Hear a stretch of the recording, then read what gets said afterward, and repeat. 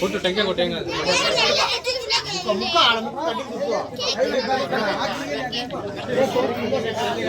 Cake ఆకలికి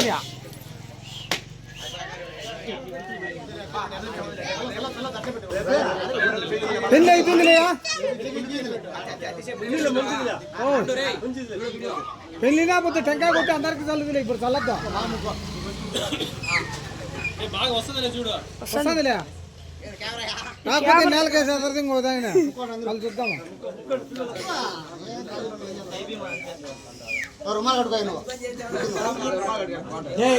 రుమాలు కట్టుకో, ముక్కో కాదు, ఏందో చెప్పు. నువ్వు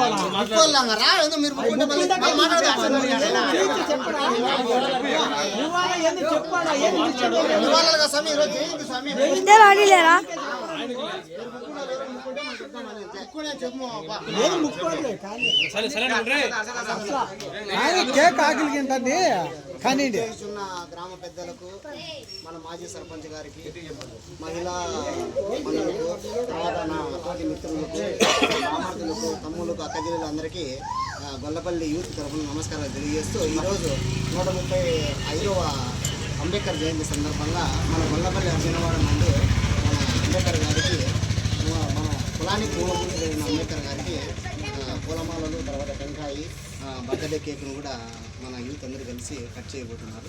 కట్ చేసిన తర్వాత ఇది ముందు అంబేద్కర్ గారు చెప్పాల్సింది ఏమంటే, వీళ్ళు వాళ్ళు అనేది ఏమి లేకుండా భిన్నత్వంలో ఏకత్వం, ఏకత్వంలో భిన్నత్వం.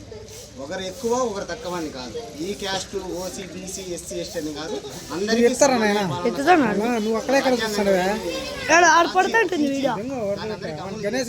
భారతదేశంలో మన అందరం అంబేద్కర్ జయంతిని ఇదే మన దేశంలో జరుపుకుంటున్నాం. ఈ అవకాశం ఇచ్చిన పెద్దలందరికీ నమస్కారాలు.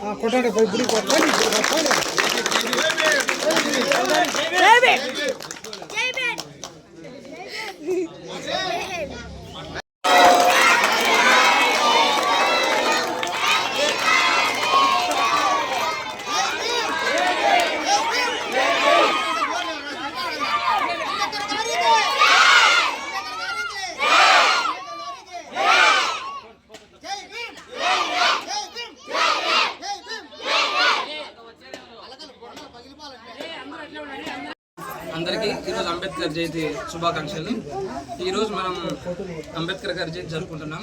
ఇది జరుపుకోవడానికి ముఖ్య ఉద్దేశం ఏంటంటే, ఆయన మన కోసం చాలా, అంటే మన లాంటి తక్కువ కులాలకి ఇంతకుముందు మన తాతల కాలంలో అప్పుడు ఏమైందంటే, మనకంటూ ఒక ప్రత్యేక గుర్తింపు లేదు. మనం ఒక ఇంట్లో లేకపోవాలన్నా, వేరే ఊర్లో లేకపోవాలన్నా మనం రానిచ్చేవారు కాదు. మనకి ఎక్కడ పోవాలన్నా మనకు ఒక మూల కూర్చోబెట్టడం కానీ, మనం ప్రత్యేకంగా ఒక కింద కూర్చోబెట్టడం కానీ, ఇలా చాలా కార్యక్రమాలు చేశారు. అలా అంటరాని వారిగా మనల్ని చేసినప్పుడు మన వాళ్ళు చాలా బాధపడ్డారు.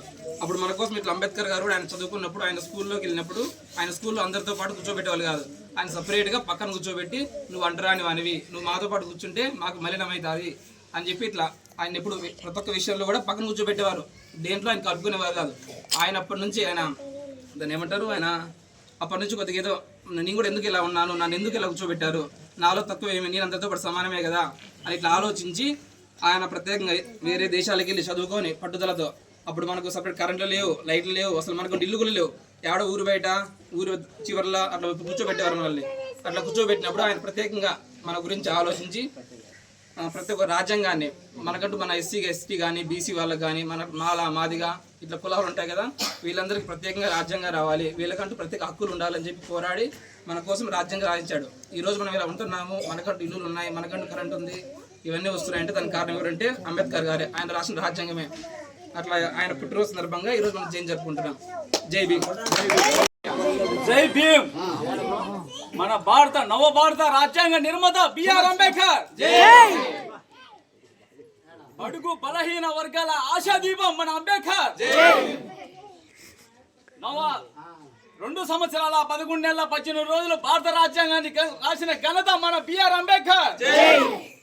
ఆర్యుల కాలంలో మనల్ని చండాలు అన్నారు, మరి కొద్ది కాలంలో హరిజనులుగా ప్రకటించినారు, మరి కొద్ది కాలంలో దళితులుగా ప్రకటించినారు, ఇప్పుడు ప్రస్తుతం మాదిగ వాళ్ళు అంటున్నారు. కానీ మనల్ని ఎప్పుడు కించపరచలేదు, అంటరాని వాళ్ళు అంటున్నారు. కానీ మనిషిని మనిషిగా ప్రేమించినాడే మన భారత రాజ్యాంగ నిర్మాత అయినటువంటి బిఆర్ అంబేద్కర్. అతడు స్వేచ్ఛ, స్వాతంత్ర, స్వప్రభుత్వం అన్నిటినీ మన కోసమే ఉపయోగించాడు. మన కాన్స్టిట్యున్సీలో ఉన్నది. కానీ మనల్ని ఇప్పటికీ నీచంగా చూస్తున్నారు. ఇది మంచి పద్ధతి కాదు. మనిషిని మనిషిగా ప్రేమించినాడే మన నిజమైన స్వాతంత్రం వచ్చిందని మన బిఆర్ అంబేద్కర్ అన్నాడు. ఇట్లు జై భీమ్.